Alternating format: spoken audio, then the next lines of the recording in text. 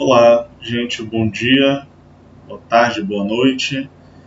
É, essa é a nossa, essa seria a nossa quarta aula, né? Como vocês estão vendo aí na apresentação, eu decidi não fazer um compilado, tá? A terceira e a quarta aula, elas estão aqui completas e elas estão obedecendo o conteúdo programático.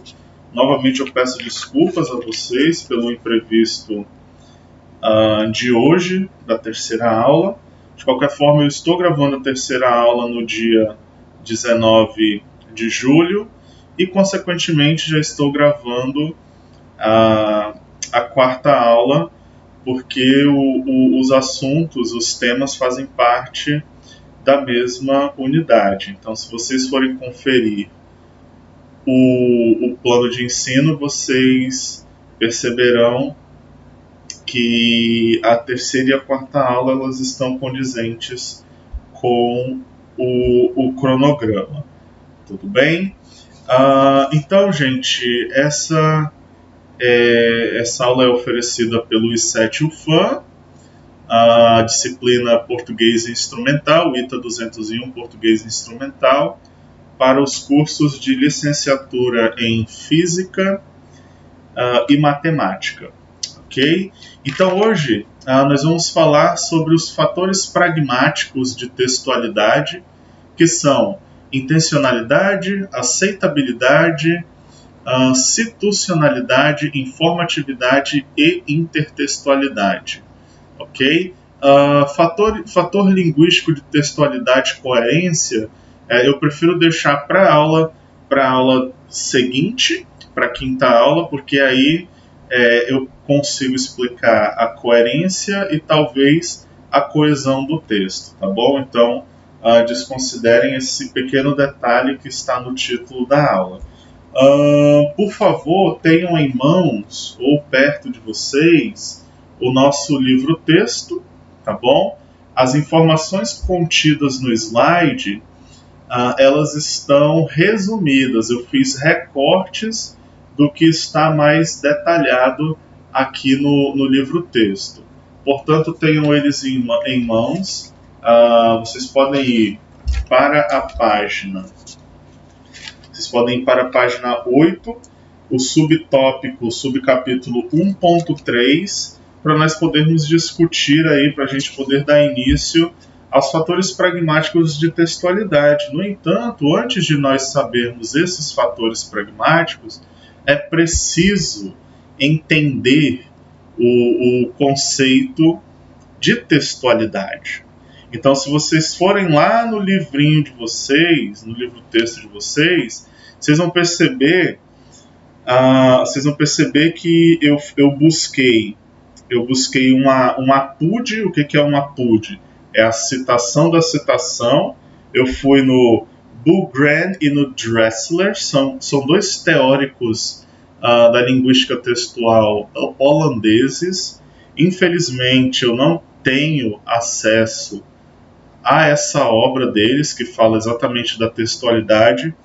Porém, eu tenho a obra do Marcuse, né? E o Marcuse, no livro dele, ele vai citar esses dois teóricos. Por isso que eu fiz um APUD, tá bom? Novamente, o APUD é um recurso da metodologia da pesquisa, né? Um recurso da BNT, onde você, se você está na mesma situação que eu, de não ter a obra em mãos, porém você leu algo, você leu a passagem em alguma outra obra, você pode fazer esse tipo de citação. Você vai mencionar de quem é aquela citação, você vai colocar o ano da citação original e aí você chama o APUD e diz onde você encontrou. No meu caso, eu encontrei no Marcuse 2008. Então vamos lá, gente. Vamos ver aí o que é textualidade antes de eu passar esse slide. Então a textualidade é o conjunto de características que fazem com que um texto seja um texto e não apenas uma sequência de frases. Ok? Então, o Ballgrand e o Dressler, eles vão apontar sete fatores responsáveis pela textualidade, que são esses que estão aparecendo na tela de vocês: intencionalidade, aceitabilidade, situacionalidade, informatividade, intertextualidade e os outros dois principais, que é a coesão e a coerência, tá bom?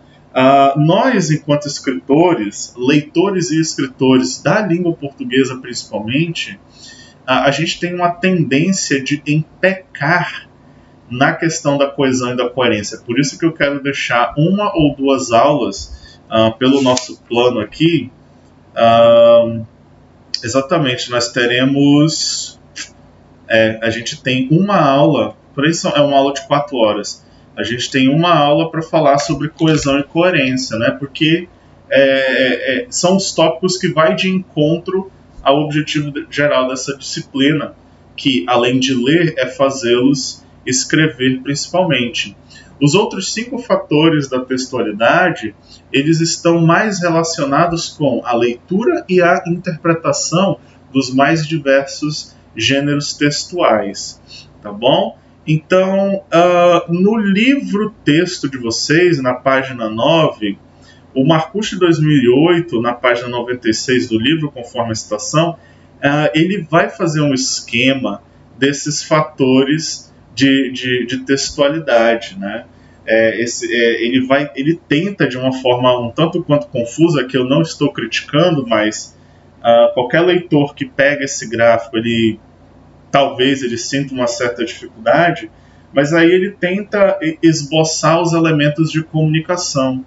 E aí os elementos de comunicação nada mais é do que o autor, a mensagem e o interlocutor, ok? O autor, ele vai criar um texto, esse texto vai ser a mensagem que vai gerar um efeito de sentido em nós leitores. E aí vem uma frase clássica da área da análise do discurso e da linguística textual: eu sou responsável por aquilo que eu escrevo, porém não sou responsável por aquilo que você entende, tá bom? Então, um texto vai ser escrito a partir do momento que ele está disponível socialmente.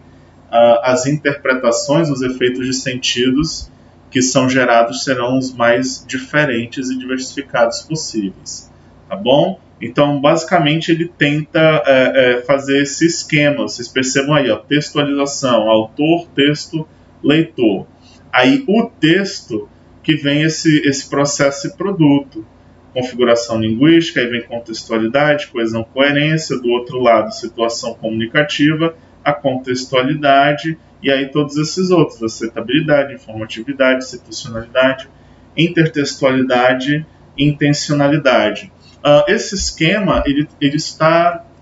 Tentei simplificá-lo aqui para vocês, tá bom? Os fatores da textualidade, partindo do Ballgrand, do Dressler, e também tendo como referência o Marcucci 2008.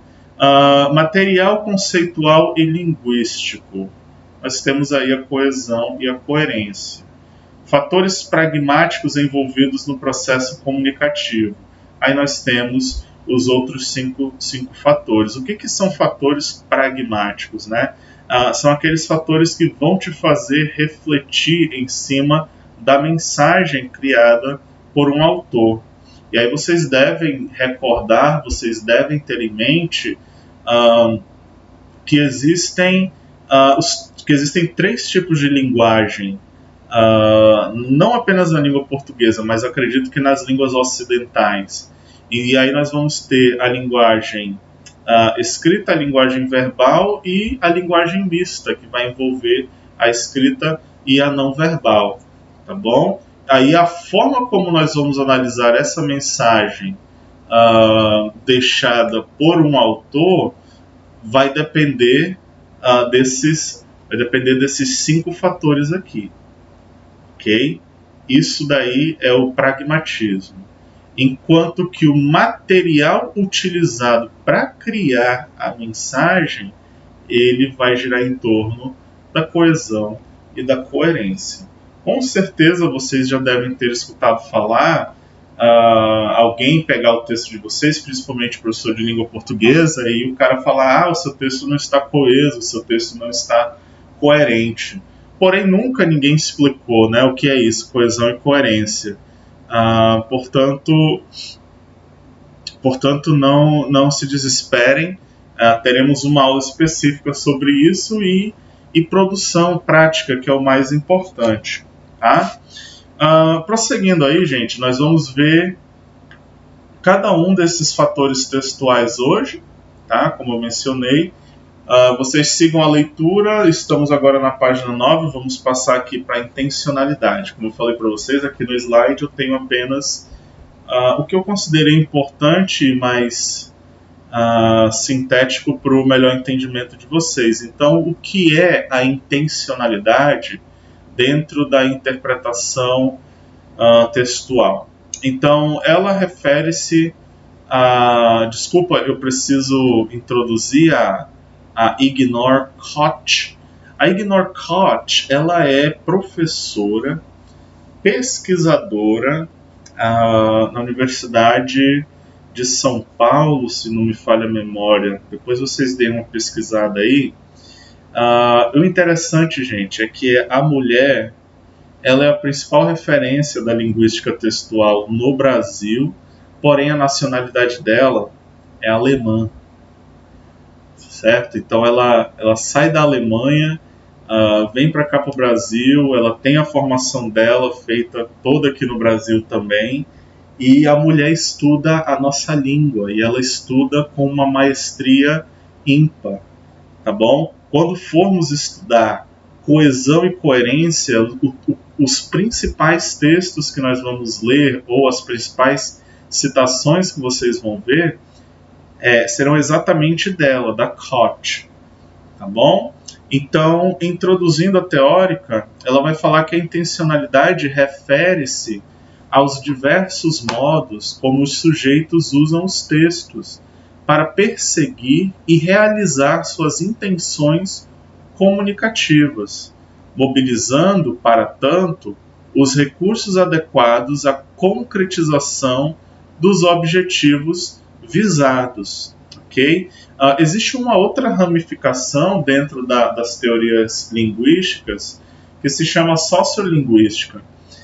E aí a sociolinguística, eu como professor de línguas, de língua inglesa especificamente, eu adoto essa ideia da sociolinguística e mais ou menos isso que a Koch está falando, porque no ato de comunicação, principalmente, a intenção, o objetivo principal, o objetivo visado, é se comunicar, é se fazer entendido naquele processo. Então, se a gente parte que o principal objetivo é a comunicação, é se comunicar, é passar a mensagem, logo os aspectos gramaticais, eles são deixados de lado. Eles são importantes, porém, eles não serão o centro da aprendizagem, ok? Até porque você pode criar uma oração e essa oração você talvez desconheça a estrutura padrão da língua inglesa, por exemplo, que é muito parecida com a língua portuguesa. Porém, se o teu receptor conseguir compreender a mensagem que você está passando, perfeito, ok? Houve a comunicação, a sua intenção atingiu o objetivo. Isso é intencionalidade, sendo explicado aí pela Koch e também por essa experiência que tenho enquanto professor de língua inglesa. É interessante, vocês que são do curso de Física e de Matemática, eu trabalho numa escola internacional onde é uma escola regular de ensino fundamental e ensino médio, porém, o currículo ele é internacional, ou seja, nós obedecemos e nós seguimos o currículo da Inglaterra, por exemplo. E é um fato, o currículo elaborado pela Universidade de Cambridge. O interessante, eu lembrei agora, é que os professores de física e os professores de matemática, o de matemática principalmente no ensino fundamental, ele consegue, as aulas elas são 100% em inglês. inclusive para os alunos novatos que têm uma noção básica ou nenhuma noção de inglês. Então, o interessante é, o professor de matemática, ele sempre antes de introduzir o assunto, ele faz tipo uma, como eu posso falar, ele faz tipo uma filtragem dos vocabulários mais importantes para que os alunos consigam compreender a aula que ele vai ministrar e ao mesmo tempo consigam se comunicar com esse vocabulário básico. Obviamente, com o passar do tempo, a comunicação ela vai se efetivando e os alunos com o nível de inglês mais fraco eles vão conseguindo desenvolver, tá bom? É só para vocês entenderem, teve uma situação bastante hilária na escola. Eu estava na cantina, a escola tem um quantitativo muito grande de alunos estrangeiros, coreanos principalmente, e aí eu estava na cantina para comprar um lanche e um dos alunos não fazia ideia de como pedir. E detalhe que os donos da lanchonete são venezuelanos, eles falam pouco português. E aí ele não fazia ideia de como pedir o lanche dele em espanhol, em português ou em inglês, né? Ele era recém-chegado na escola e a escola não deixa usar celular. Então ele é o famoso body language, né? Naquela hora o corpo dele começou a falar, ele começou a gesticular, a fazer gestos. É uma forma de comunicação. É um tipo de linguagem, né? A intenção dele era comprar o lanche, ele conseguiu através de toda aquela mímica que ele fez, tá bom? Prosseguindo aí, gente, a meta pode ser informar ou impressionar ou alarmar ou convencer ou pedir ou ofender, e é ela que vai orientar a construção do texto. Gente, quem escreve o texto ele tem uma intenção. Tá? Ela pode ser informar, pode ser impressionar, pode ser alarmar, convencer, pedir, ofender. O texto ele é algo particular. Quando bem escrito, você fica chocado com a qualidade do texto. Porém, você a gente não pode ficar impressionado apenas com a questão estética. Okay? A gente precisa estar atento ao conteúdo. Se eu fosse ficar impressionado com formatação de texto, nossa, seria tão bom, eu teria até menos trabalho. Só que quando você vai ler, eu já peguei artigo de TCC para ler, e lá para o final do texto, lá para o final do artigo, havia uns 3 links, gente. Me deu uma raiva porque eu me senti tão besta, sabe? Eu não acredito que eu li isso daqui até o final para eu encontrar 3 links dentro. Foi a partir daí que eu comecei a pedir a maioria dos trabalhos em formato digital, porque aí eu posso passar no meu programa de plágio e ele identifica o plágio, acusa em vermelho, mostra de onde foi tirado. A raiva eu tenho só uma vez e depois não tenho mais, tá bom? Mas voltando aí, gente, a intenção do texto, vocês podem pensar nisso aqui, ó: informar, impressionar, alarmar, convencer, pedir ou ofender. Obviamente que você vai... É preciso conhecer os gêneros textuais para o qual você estará elaborando esse texto, né? A unidade 2 do nosso livro-texto será referente a gêneros textuais. Porém, tenham isso em mente, nós não vamos estudar aqueles gêneros textuais que vocês viram lá na escola, na educação básica. Tá bom? O gênero textual aqui ele será bastante específico. Projeto, monografia e artigo. São os textos que vocês precisarão utilizar. Continuando, gente, a intencionalidade diz respeito ao valor ilocutório do discurso, elemento de maior importância no jogo de atuação comunicativa. O que é esse valor ilocutório? É o valor de que se reveste um enunciado. Ameaça, promessa, ordem, tá bom? O enunciado nada mais é do que a intenção desse processo comunicativo, tá bom? É essa troca. Um fala e vem uma réplica, tá bom? Inclusive, eu já falei para vocês na primeira aula, eu sou pesquisador de literatura da área do teatro. Uma das teorias que eu utilizo para analisar os diálogos no teatro a gente chama de réplicas. Então, uma das teorias que eu uso para analisar as réplicas das personagens é a teoria da enunciação, ok? porque as peças teatrais, principalmente as peças teatrais dos Estados Unidos,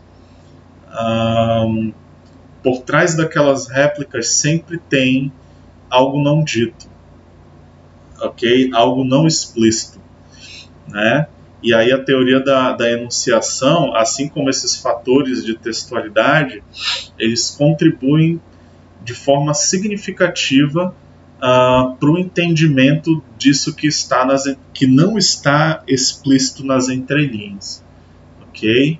Então assim, a esfera, eu espero que a partir dessa aula, gente, a esfera interpretativa, crítica e analítica de vocês em relação ao texto não verbal e ao texto verbal ou ao texto misto, ela se eleve, ok? Porque eu comentei para vocês na primeira aula, o ser humano ele nasce com uma arma inata, poderosíssima, que é a língua, ok? E quando fala-se de língua, a gente, querendo ou não, vai falar de aparelhos ideológicos, né?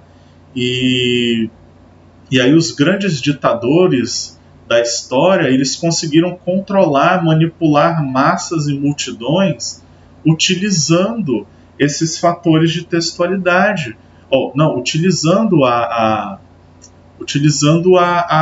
língua, utilizando essa arma interna, ok?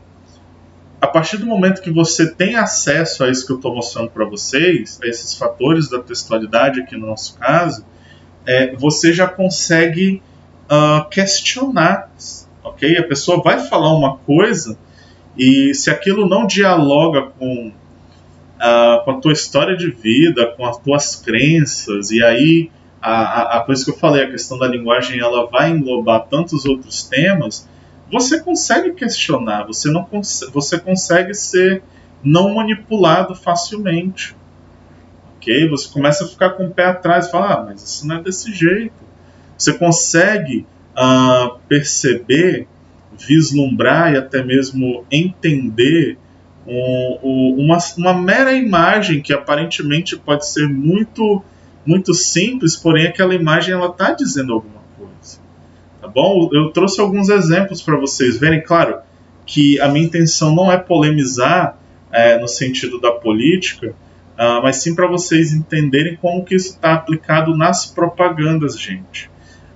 Como eu falei na primeira aula, eu sou um crítico ferrenho da cultura, não da cultura estadunidense, mas desses aparelhos de manipulação criados não apenas pelo governo, mas pelas empresas, né, pelos capitalistas para manipular as pessoas, tá bom? E essas propagandas elas conseguem. Hoje em dia as propagandas elas estão sendo substituídas pelos digital influencers, eu esqueci isso em português, influenciadores digitais, né? Então as pessoas estão sendo facilmente manipuladas por essas pessoas que ficam fazendo trabalho de besta com o celular na mão, ok? Porque não consegue ativar esse senso um pouco mais crítico, ok? Então vamos avançar um pouquinho aqui a questão da intencionalidade.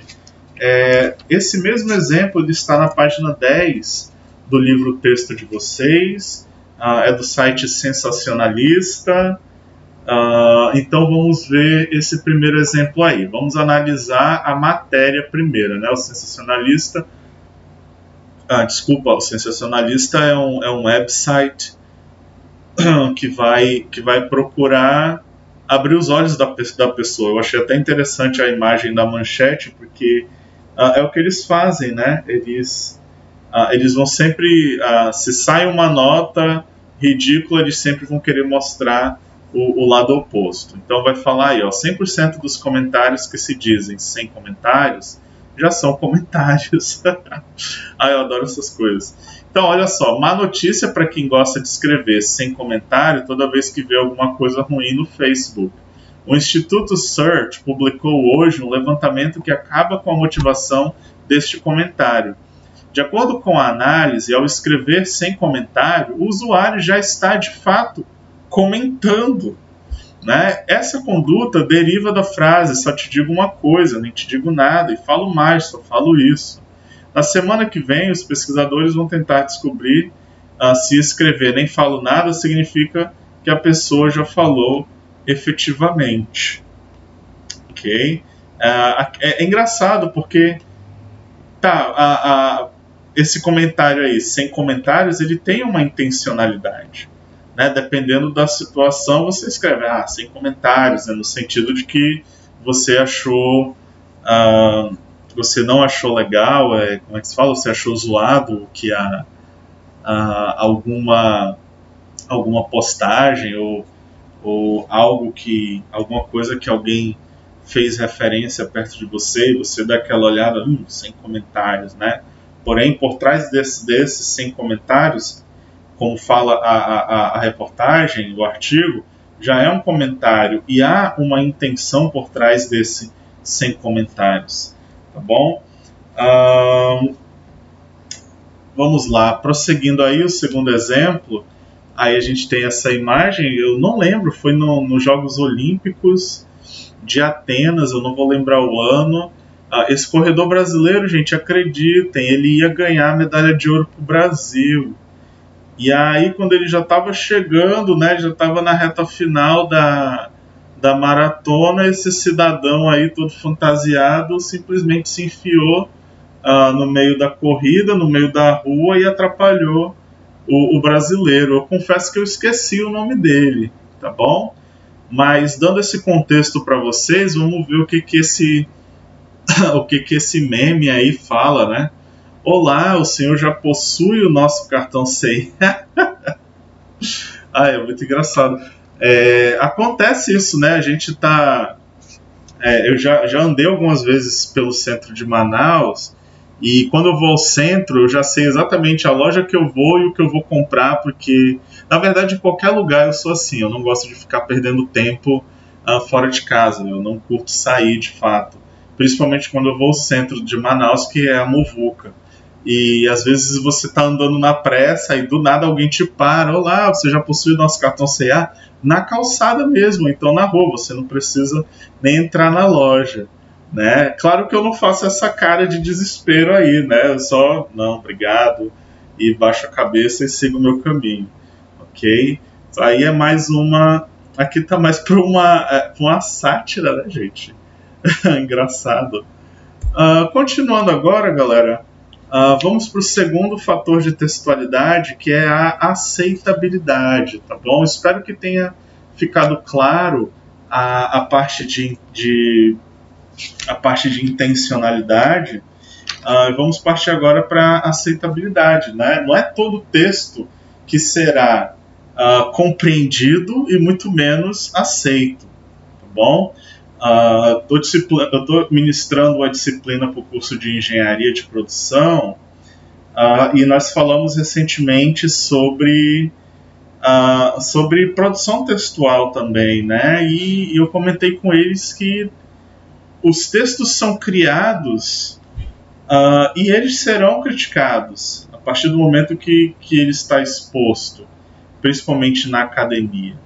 Okay? Então, a aceitabilidade ela vai ser muito subjetiva. Quero dizer, a interpretação vai ser muito pessoal. Novamente, vocês são responsáveis pelo que vocês escrevem e não pelo que a pessoa vai interpretar. Obviamente que se houver um erro de interpretação, aí aqui eu me refiro a uma banca de TCC dentro da universidade, se houver uma dificuldade, deixa eu reformular a sentença. Se tiver alguma dificuldade de interpretação do que vocês escreveram, é para isso que existem as defesas. Vocês estão lá para defender o ponto de vista de vocês. Ok? Então vamos ver aí o que é a aceitabilidade. A gente está com a nossa teórica clássica aqui, a Koch. Então ela vai falar: a aceitabilidade é a contraparte da intencionalidade. Refere-se à concordância do parceiro em entrar no jogo de atuação comunicativa e agir de acordo com as suas regras. Ok? ela pode ser a principal referência da linguística textual.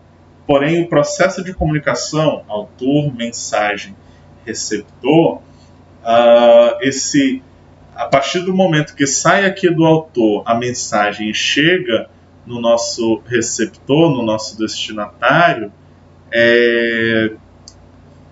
obviamente, o leitor ele tem que estar aberto ao texto, né? E aí aqui, obviamente, para vocês entenderem, é só vocês se questionarem, né? Tá, eu estou estudando física e matemática porque eu não gosto de ler, então é um exemplo, tá, gente? Porque eu não gosto de ler, então eu não vou fazer letras, né? Muito menos estudos literários. Imagina eu escrevendo um texto sobre estudos literários, analisando alguma obra literária e entrego aí para vocês lerem. Não vai haver uma aceitabilidade por parte de vocês, até porque aquilo vai ser extremamente irrelevante.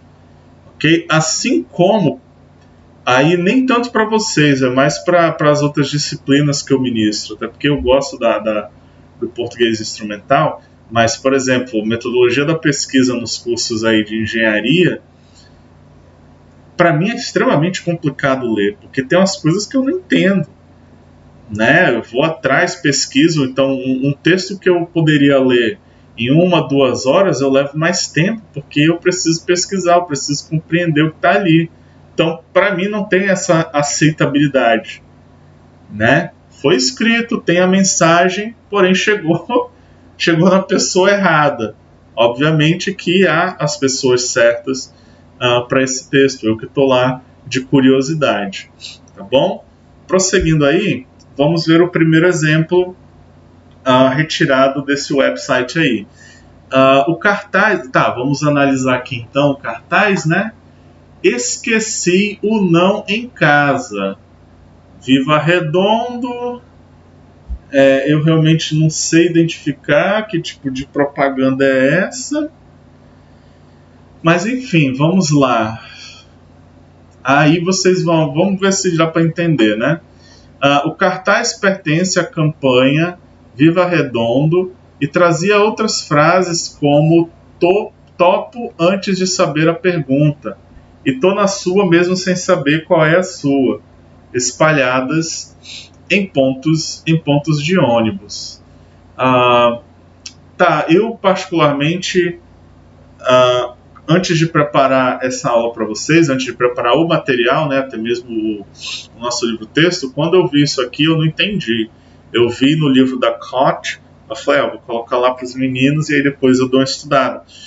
Eu particularmente não entendi. Eu estou trazendo essa situação para vocês porque a aceitabilidade, a intencionalidade e a interpretação com a utilização desses outros fatores textuais, eles vão depender do contexto ao qual estão inseridos. Eu quero dizer, a mensagem, para ela ser entendida, aceita ou interpretada, ela vai depender também da contextualização, né?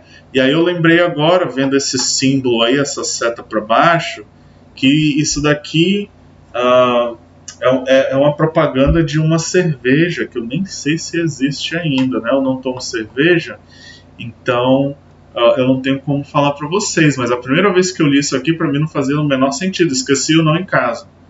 Viva Redondo. Tá, o que é viver redondo, né? Eu acredito que é viver de boas. Viver aí de acordo com o que eles acham que é certo. Propaganda, né? Para te fazer consumir o produto deles. Topo antes de saber a pergunta, ou seja, aceito antes de dar oferta, né?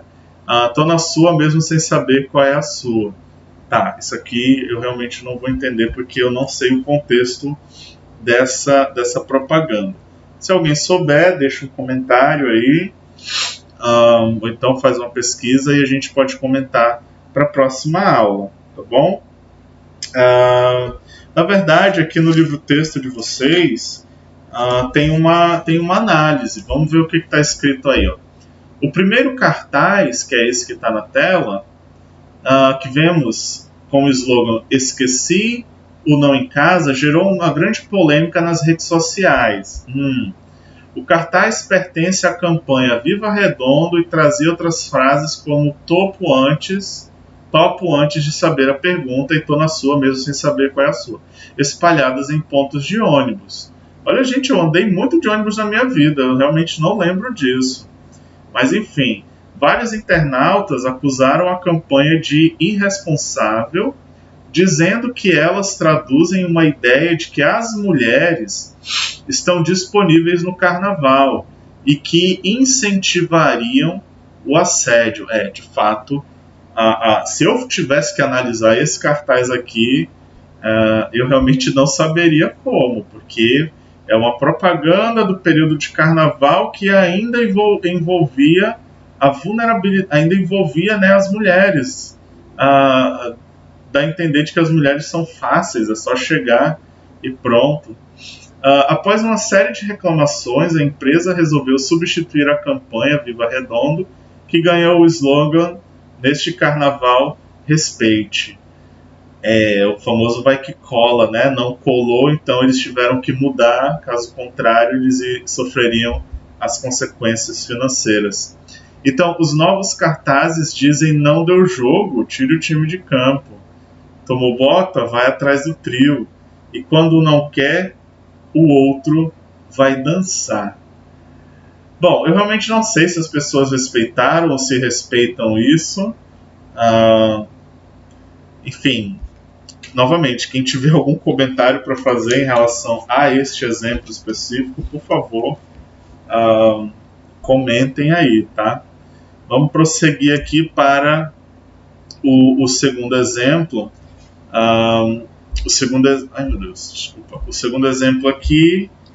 O segundo exemplo, ele está também no livro texto de vocês. Ele vai falar o seguinte, nesse sentido: aceitabilidade, que é a ação do receptor em associar ao que está sendo lido alguma coerência em interpretá-lo da forma que achar adequada, tem estreita relação com a intencionalidade. Não diz respeito apenas às questões formais do texto, mas às questões de sentido. O leitor pode produzir o sentido que não o desejado pelo autor. Isso pode torná-lo não aceitável. De fato, a gente tem comentado sobre isso aqui até agora.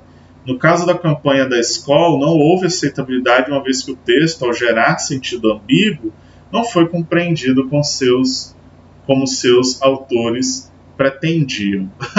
É engraçado. Tá, o texto está lá, a ideia foi jogada, não foi aceitada, e é curioso, né? Porque os caras os autores, eles vão se defender dessa forma. A intenção não era essa. Entendeu? Aí fica a palavra de um contra o outro. Esse é o poder da linguagem, gente. Assim, a minha mulher, ela é advogada, então às vezes ela está construindo argumentos a partir de argumentos já feitos por um outro advogado, por exemplo, ou por acusações ou defesa, seja lá o que for. E é muito interessante como, por várias vezes, eu já a vi desbancando argumentos, como os argumentos delas já foram desbancados só através de palavras. É uma guerra de palavras, é muito interessante. Isso tudo através da intencionalidade, da aceitabilidade e desses outros fatores da textualidade. Vamos ver o próximo aqui, gente? Vamos lá agora, prosseguindo aí junto com o nosso livro texto, é a página 12. Subtópico 1.3.3. A cetonalidade, voltando aqui para o Marcuse, ela se refere ao fato de relacionarmos o evento à situação, seja ela cultural, social, ambiental, o contexto a qual você está inserido, que eu falei anteriormente, para essa aceitabilidade e essa intencionalidade, né, em que ela ocorre. O contexto pode definir o sentido do discurso e normalmente orienta tanto a produção quanto a recepção. Ok? Por que é tão difícil ler Machado de Assis, gente? Porque o contexto em que ele escreveu as suas obras, os seus romances, os seus contos e as suas crônicas, é um contexto completamente diferente do nosso. A linguagem utilizada no dia a dia era diferente,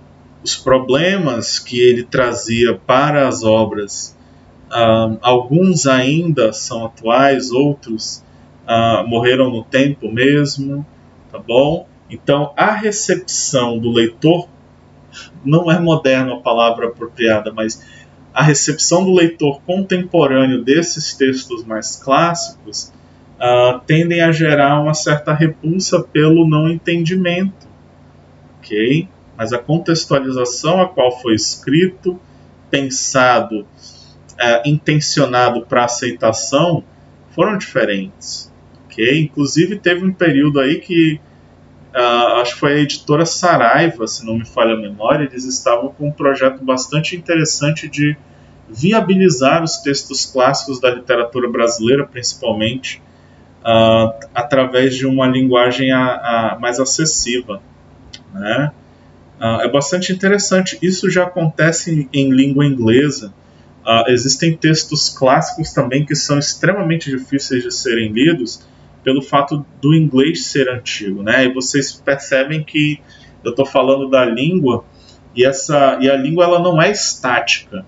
A língua que nós falamos ela está em constante evolução, ela está em constante transformação, né? Teve uma época que as novelas da Globo, eu acho que ainda tem, né? Na verdade deu uma parada, não acompanho muito televisão, mas tinha uma época que eu escutava as pessoas falarem certos bordões criados nas telenovelas transmitidas pela Globo, ok?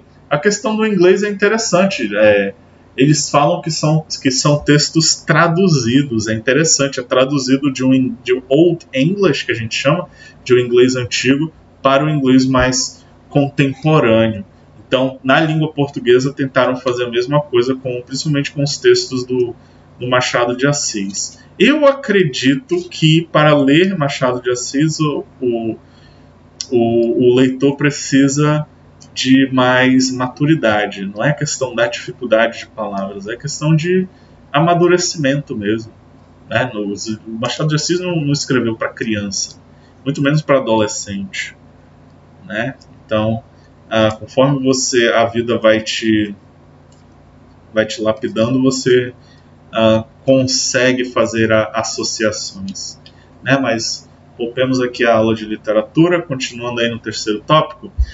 Lembrem-se, aqui eu quero dizer que a situacionalidade é o contexto ao qual o texto foi escrito, por isso que eu estou não introduzindo, mas mencionando Machado de Assis. Então é importante para o produtor aqui no sentido autor, saber com que conhecimentos do recebedor, no caso o leitor, receptor, ele pode contar e que, portanto, não precisa explicitar no seu discurso, ok?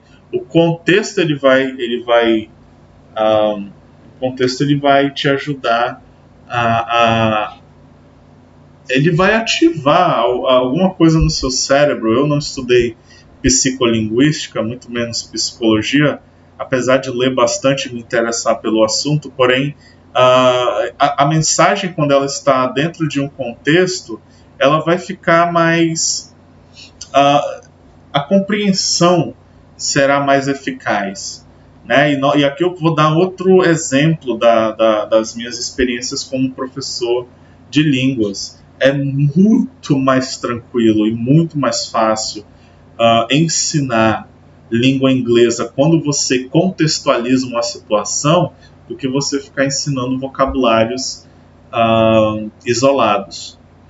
Aí eu lembro dos meus colegas da escola internacional que introduzem vocabulários, porém não são isolados, são vocabulários contextualizados dentro da área de matemática e física. Então tem a matéria do dia, a matéria, sei lá, vai ser...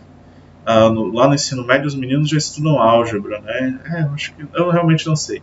Mas dentro aí do contexto de álgebra, ele vai apresentando alguns vocabulários contextualizados, né? E a conversa dentro desse contexto ela vai ser compreendida, ela vai ser aceita, tá bom? Aí é para vocês perceberem que um fator ele vai linkando, ele vai se elencando com o outro, tá bom? Então aqui nós temos esses dois exemplos. Vamos ler aí esses quadrinhos. Interessante dos quadrinhos, aqui é linguagem mista, tá bom, gente? Tem a imagem, que ela também passa algum tipo de mensagem, e tem o escrito, né? Então a gente precisa tomar cuidado com as duas informações. Então vamos lá, começando aqui, ó. Quem somos? Estudantes de letras. O que queremos? Que parem de nos confundir com dicionários. É interessante, eu como professor de inglês, toda hora o fulano vai ficar me perguntando, teacher, né, que é professor, teacher, como é que fala isso? Qual é o significado disso? Né? Às vezes as pessoas acabam esquecendo que na nossa língua mãe, na nossa língua portuguesa, inclusive, a gente não entende 100% daquilo que a gente lê ou daquilo que a gente escuta. Sempre tem uma palavrinha nova, especialmente quando se lê Machado de Assis. Aí eu peguei no pé do Machado agora, né? Enfim, vamos ver o exemplo 2. Aqui é meio que um protesto, né? Engraçado, cômico, mas por trás da comédia há sempre uma certa ironia, né? Essa é a intencionalidade desse texto. Se será aceito pelos estudantes de letras ou não, aí já é uma outra história. A situacionalidade desse texto aqui, eu realmente não sei, porque eu não lembro ou não li o período ao qual essa tirinha foi criada. Talvez no livro-texto de vocês tenha alguma coisa, né? Mas vamos aqui para o exemplo número 2. Quem somos? Médicos. E o que? Tá. Aí eu vou deixar vocês pensarem um pouquinho, para ver se vocês entendem aí. Partindo do exemplo 1 para o exemplo 2. Os estudantes de letras, eles não querem ser confundidos com dicionários, né? A mensagem deles aqui está clara.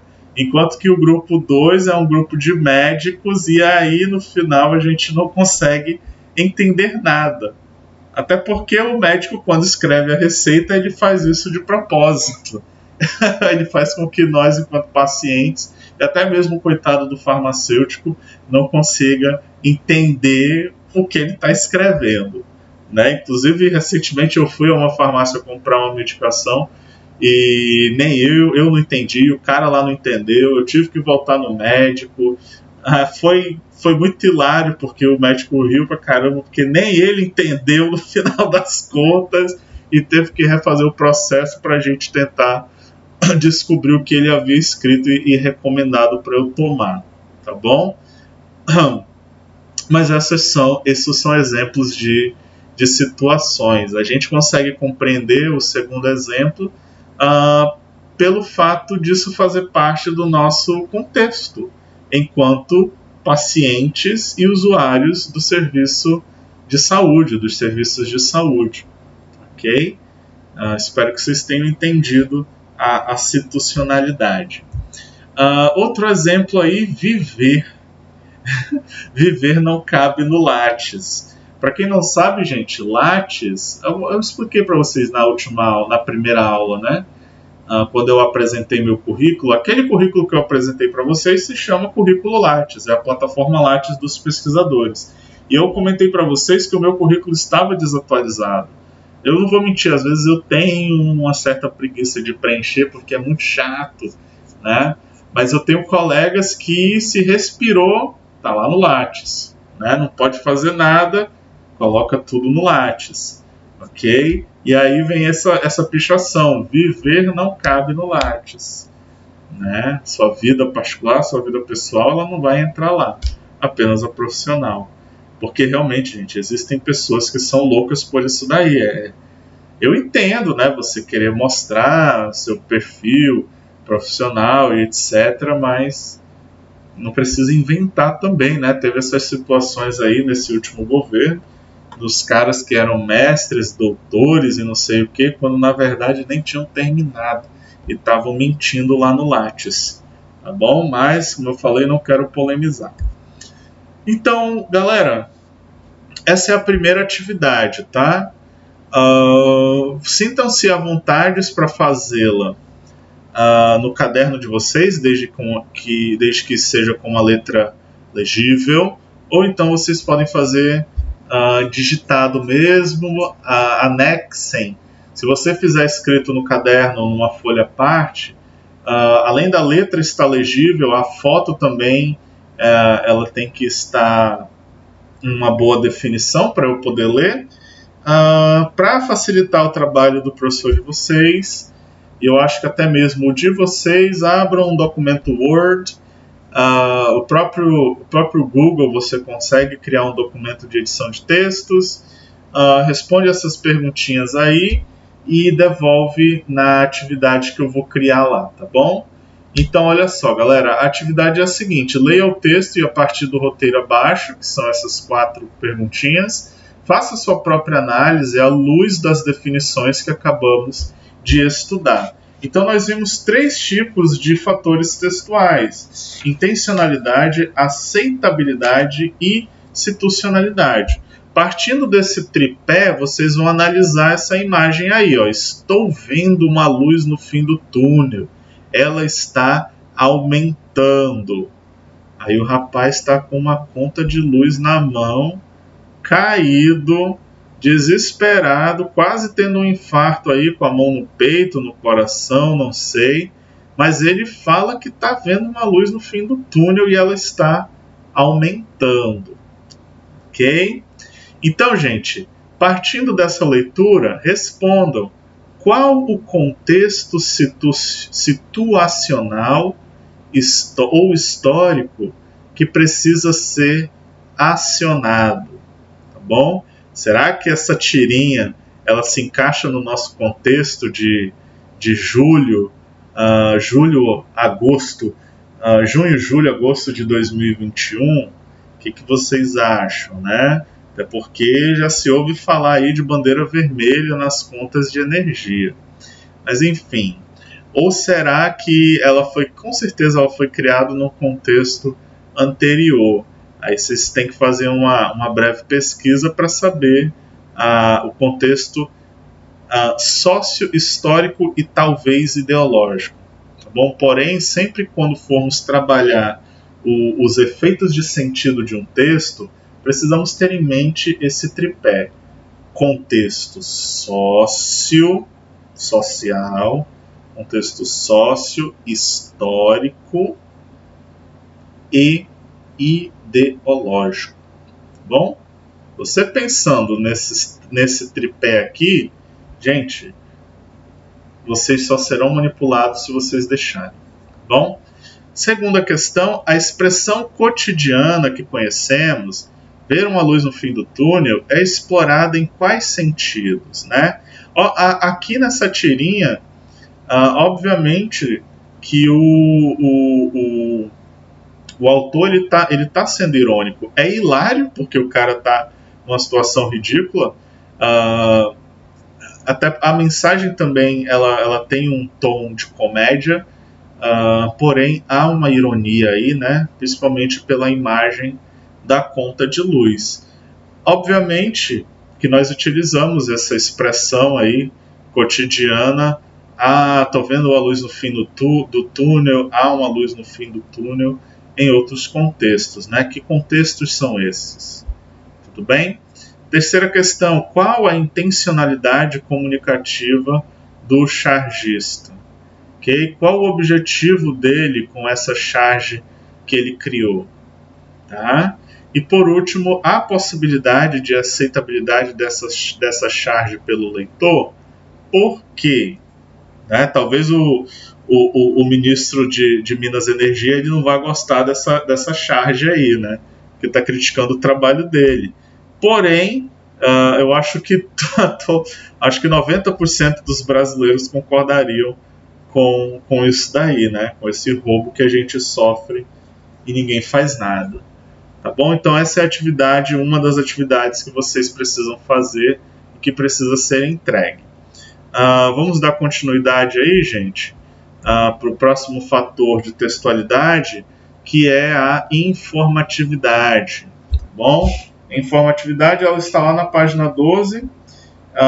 Aqui eu busquei dois autores, o Marcucci e o Bentes, para dialogar com a explicação. Vamos ver o que eles falam aí. Primeiro, ele diz que a informatividade diz respeito ao grau de expectativa ou falta de expectativa, de conhecimento ou desconhecimento e mesmo incerteza do texto oferecido.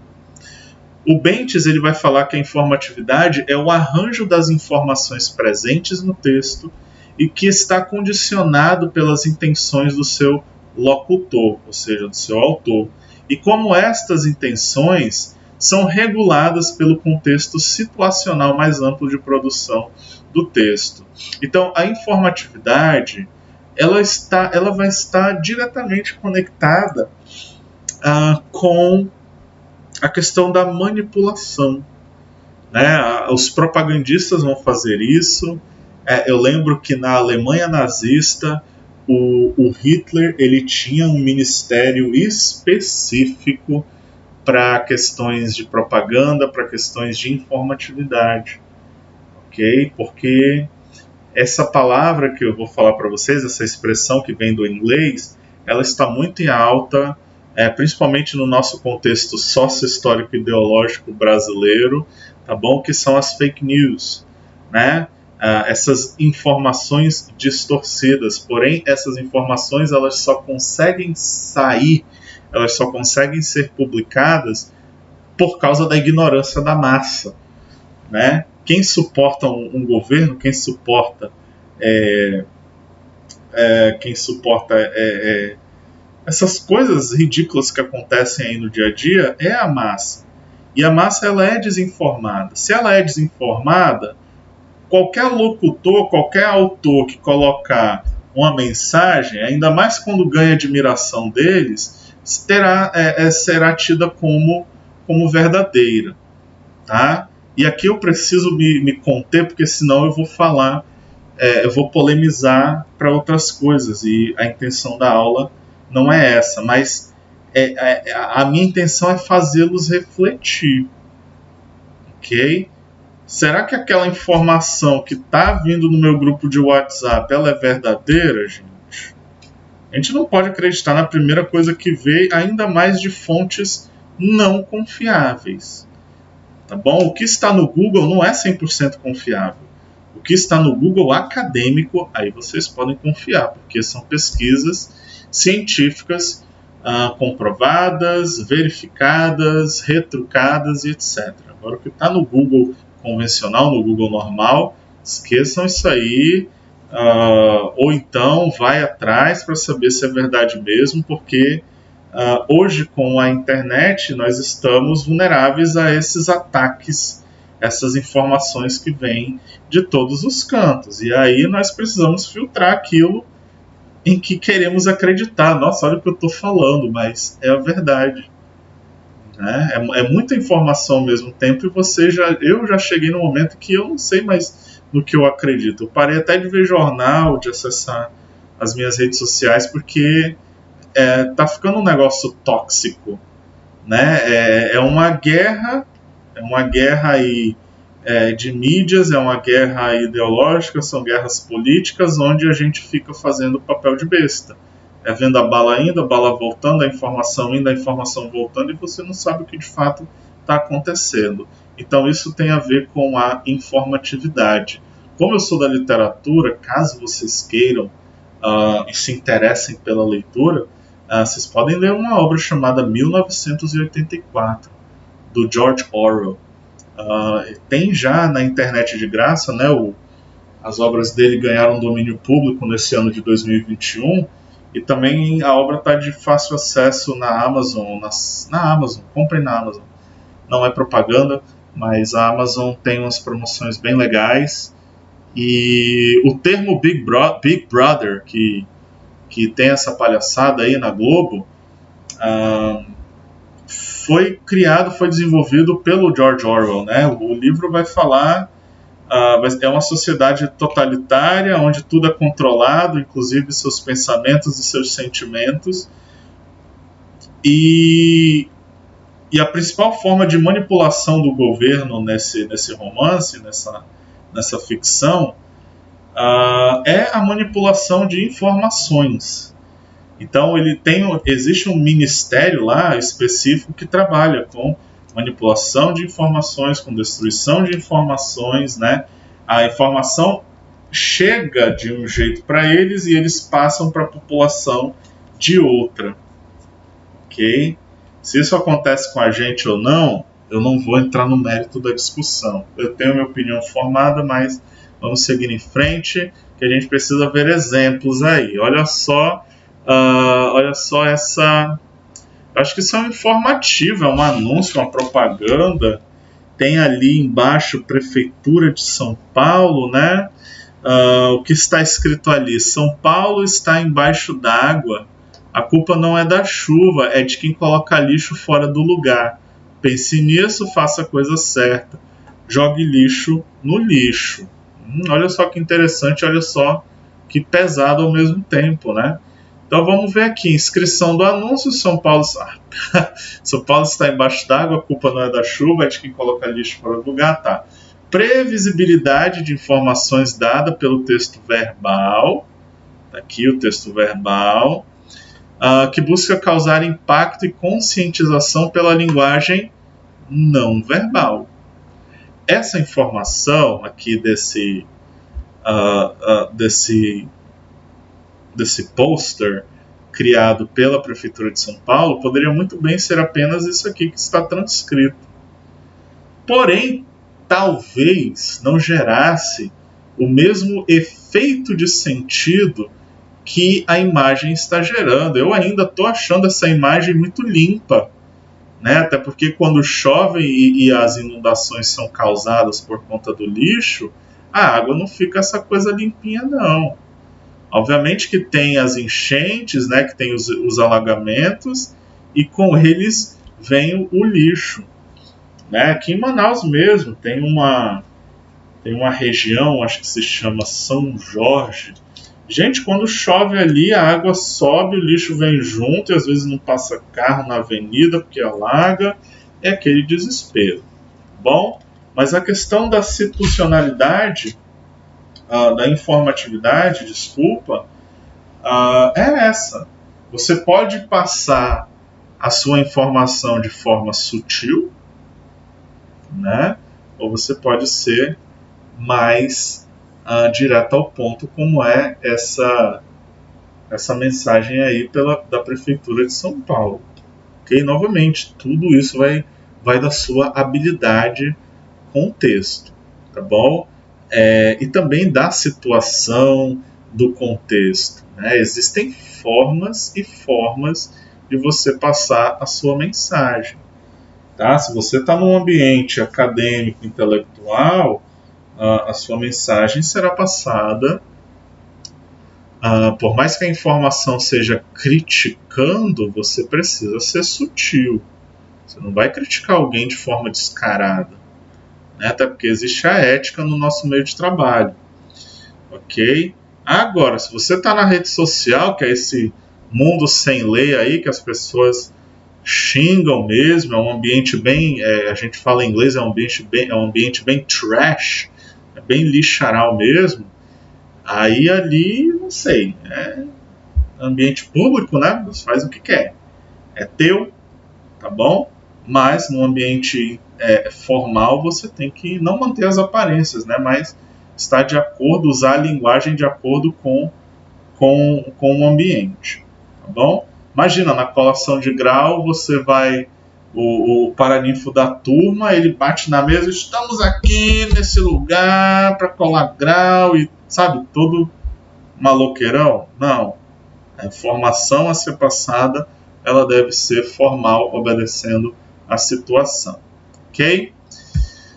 Mais um exemplo aí, a palavra de ordem é agilidade, Comitê Copa 2014. E os integrantes desse comitê são uma tartaruga, uma preguiça e uma lesma. Aí aqui o contexto ele já está de fácil acesso, né? Contexto pré-Copa, pré-Mundial de 2014, onde todo mundo estava reclamando, né, do atraso, da lentidão das obras. E até hoje existem obras que jamais serão acabadas, né, ou entregues à população brasileira. Enfim, a agilidade ela continua, a informação ela foi passada de forma irônica e crítica ao mesmo tempo. Esses três animais eles não estão aí por acaso, tá bom? Vamos continuando aí o terceiro exemplo. Gêneros textuais, definição e funcionalidade. Luiz Antônio Marcucci. Gêneros textuais como práticas sociohistóricas. Olha aí. Já se tornou trivial a ideia de que gêneros textuais são fenômenos históricos, profundamente vinculados à vida cultural e social. Fruto de trabalho coletivo, os gêneros contribuem para ordenar e estabilizar as atividades comunicativas do dia a dia. Okay? É porque, no nosso contexto, a gente não está exposto a uma quantidade, a uma poluição visual existente aí ou feitas pelas grandes marcas, ok? Mas pesquisem aí rapidamente a Times Square em Nova York, ok? Gente, a Times Square em Nova York, eu acho que você não consegue andar naquela avenida, porque para onde você olha são outdoors, são propagandas e fazendo você consumir. Tá, é a ideologia dos Estados Unidos, o consumerismo? Sim, a gente respeita, até porque a pessoa que está visitando o país, ela está indo lá porque quer, tá bom? Mas os gêneros textuais eles vão ser os principais responsáveis por essa comunicação autor-leitor, beleza?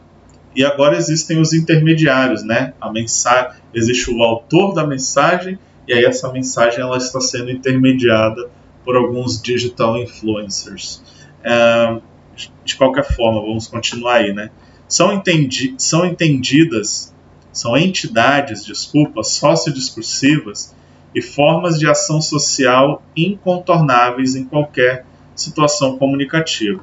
No entanto, mesmo apresentando alto poder preditivo e interpretativo das ações humanas em qualquer contexto discursivo, os gêneros não são instrumentos estanques e enrijecedores da ação criativa, ou seja, eles não são estáticos, né? Os próprios gêneros eles vão se adaptando, se modernizando com o passar do tempo. Tá? Antigamente existia a linguagem verbal apenas, depois inventaram veio a fotografia e aí tinha a pintura, veio a fotografia e aí vieram a linguagem não verbal. Posteriormente decidiram utilizar o útil ao agradável, linguagem verbal e não verbal, ou seja, a linguagem mista. Tá? Continuando, caracterizam-se como eventos textuais altamente maleáveis, dinâmicos e plásticos, surgem emparelhados à necessidade de atividades socioculturais, bem como na relação com inovações tecnológicas, o que é facilmente perceptível ao se considerar a quantidade de gêneros textuais hoje existentes em relação a sociedades anteriores à comunicação escrita. Ok? Eu não quero nem pensar como era isso antigamente, né? Como é que as pessoas se comunicavam, né? Porque existem aquelas linguagens que são universais, por exemplo, os números. A forma gráfica do número ela é a mesma até nos países lá nas Arábias. Desculpem o bordão, tá bom? Então, antigamente a comunicação ela era bem restrita, de fato, né? Com o avanço da escrita, né? Com as novas tecnologias, gente, a caneta ela é uma tecnologia super importante, né? E ela vai contribuir bastante. O papel, né? Uma curiosidade aqui da minha área de letras, de literatura, os autores da era vitoriana na Inglaterra, do século XVIII, século XIX, o papel, só quem tinha papel antigamente eram pessoas extremamente ricas, né? Porque o papel ele só era encontrado na China, então era preciso mandar buscar na China para poder chegar na Europa. Então as pessoas, os escritores, eles escreviam assim na horizontal, né? Deixavam um espaço bem considerado entre as palavras e aproveitavam para escrever na vertical também, uma forma de economizar. Eu já tive a oportunidade de ver alguns textos de umas escritoras que eu adoro, né? Gosto bastante, e é interessante a forma como elas tentavam economizar o papel, que era uma coisa complicada. Então, sim, com o passar do tempo aí, as coisas foram melhorando bastante em termos de comunicação e criação de novos gêneros, tá bom? Isso aqui que eu estou mostrando para vocês é um tipo de gênero textual, tá bom? Podem considerar também. O quinto aí, gente, a intertextualidade, né? A intertextualidade, ela está na página 14 do livro texto, tá bom? Eu peguei a mesma citação do início do subtópico, que foi a contribuição de Antunes, 2009, né? Ele diz que todo texto, na sua produção e na sua recepção, está ligado ao conhecimento que os interlocutores têm acerca de outros textos previamente postos em circulação, né? Por que nós estudamos os clássicos? Era uma coisa que, quando eu estava na graduação, me perguntava. Eu falei, meu Deus do céu, por que eu estou estudando esse homem aí de 1600 e bolinha, de 1700? Hoje em dia eu entendo, tá bom? A gente precisa... Gente, nada é criado do nada, assim. Nada. Ok? Não há raras exceções, tá bom? Nada parte do nada. Tudo parte de algo já dito, de algo já estudado, de algo já mencionado. Então, se nós estudamos os clássicos, tem um propósito, tem um objetivo, tá bom? Que é justamente repensar a nossa realidade, que às vezes dialoga com 1700 e bolhufas. Por isso que é clássico, tá bom? Então aqui, por exemplo, a Mona Lisa, clássico do Leonardo da Vinci, né? E aí vieram as mais variadas interpretações aí com o passar dos anos. Inclusive, gente, a Mona Lisa é um quadro assim. Ele não é minúsculo, também não é grande, é só um quadro normal de uma mulher olhando. E no Museu do Louvre tem gente que gasta horas ali, se bate, se estressa para tirar foto desse quadro. Eu não sou das artes plásticas, apesar de adorar pintura, né? Inclusive quando eu faço análise eu gosto de contextualizar, de usar pinturas como exemplo, mas é curioso, porque as pessoas gostam desse quadro, talvez tenha alguma coisa que a gente, como leigo, não consiga ver, mas tá aí, com o passar dos anos existiram e ainda existem essa intertextualidade, né? Que é partir do que já está criado e você tentar criar algo novo, ou não, né? Esse último aqui, da Samara Pereira, a gente consegue ver várias intertextualidades aqui, né? Não só europeias, como também latino-americana, né? Obviamente que para você entender a intertextualidade, você precisa ter um conhecimento de mundo e um conhecimento da área especificamente um pouco mais elevado. Caso contrário, isso daqui não vai passar de imagens para quem está vendo. Tá bom? Outro exemplo aí, olha só. O texto original vai falar da quadrilha assim. João amava Teresa, que amava Raimundo, que amava Maria, que amava Joaquim, que amava Lili, que não amava ninguém. João foi para os Estados Unidos, Teresa para o convento. Raimundo morreu de desastre, Maria ficou para a tia, Joaquim suicidou-se e Lili casou com João Pinto. João Pinto Fernandes, que não tinha entrado na história. Carlos Drummond de Andrade. Vamos ver o que o texto ao lado fala. João dava RT em Teresa, que mandava DM para Maria, que stalkeava Joaquim, que amava Lili, que era feliz porque não usava redes sociais. Ok? Então, vocês acham que um leitor lá da época do Carlos Drummond de Andrade ele conseguiria entender esse segundo texto? Né? Talvez não, com certeza não, porque essas ferramentas tecnológicas ainda não existiam, né? As redes sociais. Então, essa Flávia Queiroz, o que ela fez? Ela usou o mesmo... meu Deus, o mesmo esquema de rimas e de métricas do poema do Carlos Drummond de Andrade para criar o texto dela.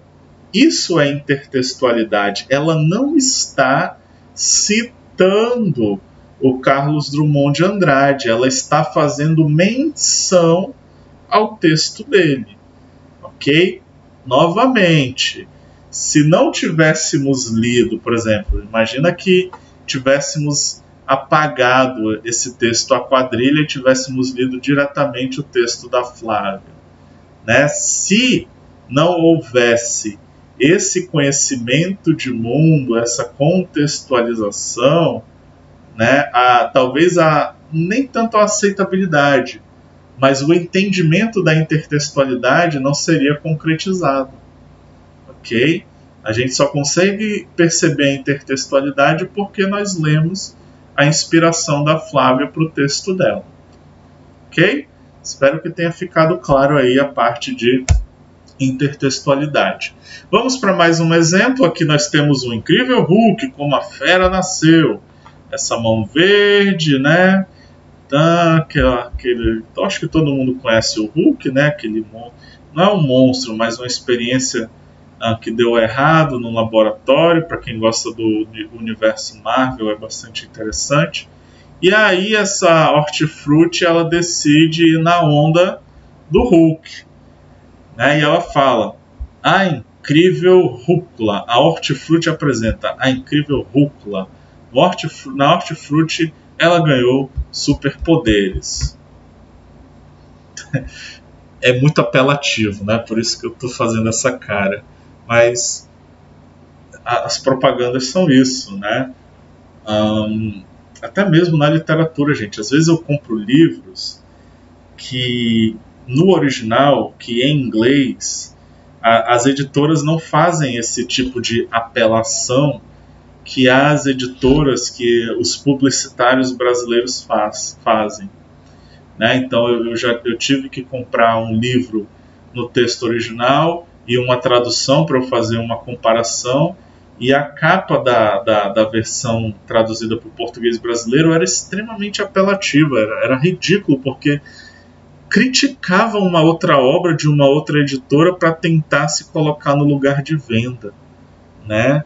Então a questão da propaganda vai ter muito disso, né? Vai se aproveitar do momento, vai se aproveitar da moda para tirar vantagem disso. Eu recentemente, gente, eu não assisto Big Brother, mas as pessoas ao meu redor comentam bastante. E eu conheço a tal da Juliette, que foi a ganhadora, por tanto que eu ouvi falar dessa mulher. E aí para um colega meu, fiz o questionamento: cara, mas por que as pessoas gostam dessa mulher? Né? Ele não soube me responder. Na verdade, ele me deu uma resposta lá que não vale a pena nem falar, porque está fora do contexto da aula, mas o que eu quero dizer é que as grandes marcas simplesmente pegaram essa mulher para vender, para tentar alavancar o negócio deles. Muito bom para ela, diga-se de passagem, né? Mas talvez o que ela esteja vendendo não seja exatamente apropriado para todo mundo. Até porque ela está ganhando para fazer aquelas propagandas. Então é bastante duvidoso. Essa é a minha crítica em relação aos digital influencers. Eles estão ganhando para falar de um determinado produto. Eles não estão nem aí se presta ou se não presta. É um fato, ok? Dando continuidade aí, gente, o exemplo 4, isso é um filme interessante até certo ponto, né? Dois Filhos de Francisco, etc. Aí vem de novo. Gente, essa hortifruti aqui, ela vai na onda de tudo, né? Eles saíram do campo para estourar na hortifruti 2 milhos de Francisco. Ai, eu vou atrás dessa hortifruti depois. Enfim. Gente, mais uma atividade para vocês fazerem. Dentro daquele esquema, né? Faz no caderno ou faz faz no caderno ou então faz no formato digital. Tudo bem? Então, olha só, leia o texto e a partir do roteiro abaixo, faça a sua própria análise à luz das definições que acabamos de estudar. São mais 4 questões. Então, a primeira atividade envolvia 3 fatores textuais. Essa segunda atividade, ela engloba 2, tá bom? Então, a tirinha vai falar o seguinte, olha aí. No meio do caminho tinha uma pedra. Tinha uma pedra no meio do caminho. Tinha uma pedra. É poesia, não combina com a hora do rush. Ok? Então a gente tem aí, isso é um cachorro, eu não sei o que é isso, é um gato, né, que viu uma pedra, ele olha para essa pedra e ele recita essa poesia. Já dei a dica, hein? É uma poesia, alguém escreveu isso daí. E aí alguém de dentro do carro, né, no meio do trânsito, começa a buzinar e tudo mais, e essa criatura cai na real de que aquele momento não é um momento apropriado para recitar poesia. Então vamos ver o que se pede aí. A primeira questão: qual o contexto situacional que precisava ser acionado? Qual o contexto situacional que precisava ser acionado? Né? Lembra que o início da tirinha é essa criatura recitando uma poesia e do nada ela é interrompida pelo barulho de uma buzina, pelo barulho dos carros. Então, qual seria o contexto situacional favorável à leitura desse... não é a leitura, né? A recitação desse poema. Segunda questão, qual texto está sendo acionado e promove a intertextualidade? Gente, eu já dei a resposta dessa, vocês só precisam ir atrás do texto que serviu de inspiração. Se não me engano, é até o texto original. Acho que vocês só precisam ir atrás do autor mesmo. Terceira questão, que filmes você lembra que se utilizam da intertextualidade? Na minha área de literatura, principalmente, gente, o que mais tem é a intertextualidade envolvendo obra ficcional e o cinema, ok? E acreditem, gente, o livro é sempre melhor, não tem essa. Já assisti muitas adaptações bastante fiéis às obras, porém sempre tem um detalhe ou outro ali que os diretores não conseguem trazer para o cinema. Ok? Então pensem nesse jogo intertextual aí entre filmes e realidade, ou fatos reais, enfim. Número 4, qual o grau de informatividade presente nessa tira? Né? Principalmente no terceiro balão aí, né? O que a criaturinha ela está querendo passar para o leitor em termos de informação, dizendo que poesia não combina com a hora do rush. Né? Qual é a informação por trás disso? Usem a imagem para auxiliar a resposta de vocês, tá bom? E aqui eu tenho mais uma atividade. Leia o texto com atenção, olha só. Hoje fez muito calor. O calor dos corpos pode produzir energia. Em Campinas, a energia elétrica estará cada vez mais cara a partir de amanhã. Haverá um programa de entrevista amanhã com o ministro da Saúde. A revista completa 10 anos este mês. Todos devem comparecer a este local munidos dos seus documentos pessoais para a realização do exame. Então vamos lá, respondam aí. Sobre o que fala o texto, qual é o tema? Interessante. B. Do texto, a retomada de palavras. Essas palavras contribuem para a progressão do tema, né? A retomada de palavras. O texto ele está voltando para a temática principal dele. O que vocês acham? Ou será que é um emaranhado de informações em um único parágrafo? Me expliquem aí, tá? Letra C. É possível aplicar critérios de textualidade no texto acima? Justifique. O que são os critérios de textualidade? É tudo que nós vimos hoje, gente. Intertextualidade, informatividade, contextualização, aceitabilidade. É possível aplicar esses fatores textuais nesse parágrafo acima? Todas essas respostas devem ser justificadas, tá bom? E tentem fazer uma análise não tão longa, mas se aprofundem. Eu quero ver o poder de interpretação de vocês, tá bom? Então, gente, é o que eu tenho para hoje, tá bom? É o que eu tenho para hoje. Considerem aqui a aula 3 e a aula 4 dadas. Eu vou criar na aba Atividades da sala do Google Classroom. Dentro do tópico Atividades, eu vou criar uma nova pasta, vou criar uma nova atividade chamada Aula 3 e 4, e é nessa aba, é nessa pasta que vocês vão anexar essas 3 atividades da aula de hoje, tá bom? Então, gente, tenham todos um bom dia, boa tarde ou boa noite, dependendo do horário que você for fazer essa atividade.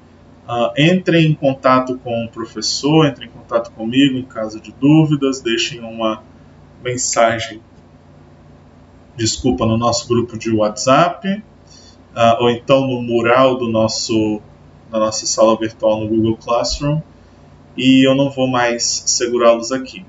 Até mais. Tchau, tchau.